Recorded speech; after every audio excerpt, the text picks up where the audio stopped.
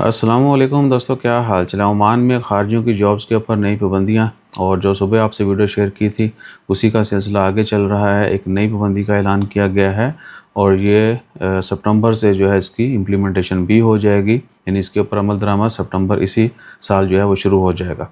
आज 15 जुलाई है, साल 2024, दिन आज सोमवार का है। सुबह आपसे काफ़ी डिटेल वीडियो शेयर की थी, उसके आफ्टर शॉक्स अभी आने वाले दिनों में आते रहेंगे, तो आपने वो वीडियो ज़रूर वॉच लेनी है। अगर नहीं वाची तो अभी वॉच लें, अभी देख लें, ताकि बाकी उससे रिलेटेड जो आगे इन्फॉर्मेशन शेयर होगी आने वाले दिनों में या अभी जो शेयर कर रहे हैं वो आपको सही से समझ आ जाएगी।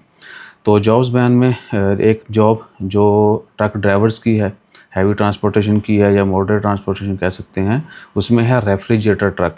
जितनी भी रेफ्रिजरेटर ट्रांसपोर्टेशन है, यानी ये ख़ास टेम्परेचर में अशिया को जो है एक जगह से दूसरी जगह मुंतकिल किया जाता है, ट्रांसपोर्टेशन मुहैया की जाती है, वो 100% ओमानियों को देने का ऐलान कर दिया।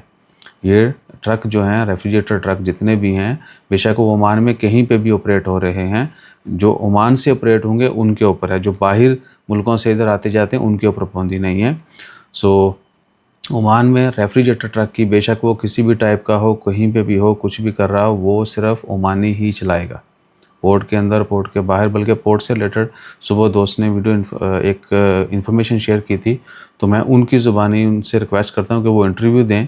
उनकी ज़ुबानी जो है वो काफ़ी इन्फॉर्मेशन शेयर करवा देंगे आपसे। क्योंकि पोर्ट के अंदर सारा जो है वो निज़ाम वहाँ पे ओमानी ही है, एक्सपर्ट्स बहुत कम है। और अच्छा, जितने भी रेफ्रिजरेटर हैं वो सिर्फ ओमानी चलाएंगे, और इस कानून के ऊपर अमल दरामद जो है वो सितंबर 2024 से ऑनवर्ड स्टार्ट हो जाएगा।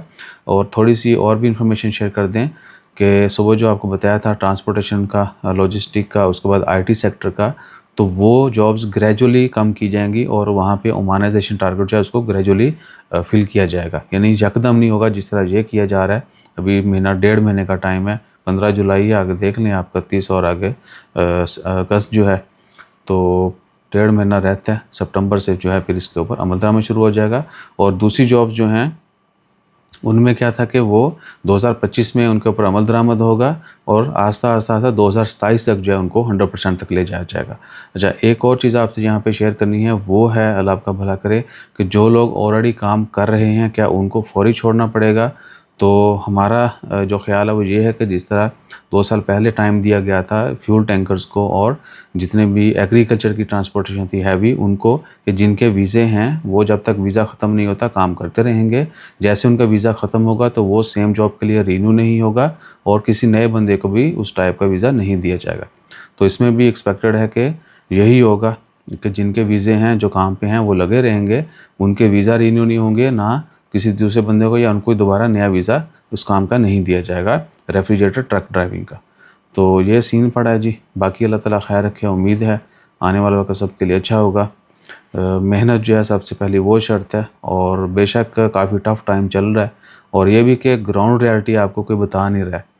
बहुत सारे लोग जो नया बिज़नेस शुरू करना चाहते हैं, नई जगह पे मूव होना चाहते हैं, वो अच्छे से ग्राउंड रियलिटी ज़रूर चेक कर लिया करें प्लीज़, ठीक है ना। बेशक हम भी ये सारी सर्विसेज मुहैया कर रहे हैं, लेकिन हम किसी को फोर्स नहीं करते, किसी को सबज बाग नहीं दिखाते। तो आपने पहले डिसाइड कर लेना है कब, कहाँ, किस काम के लिए आपका प्लान है जाने का, रहने का, करने का, वहाँ पे हो क्या रहा है, ठीक है जी।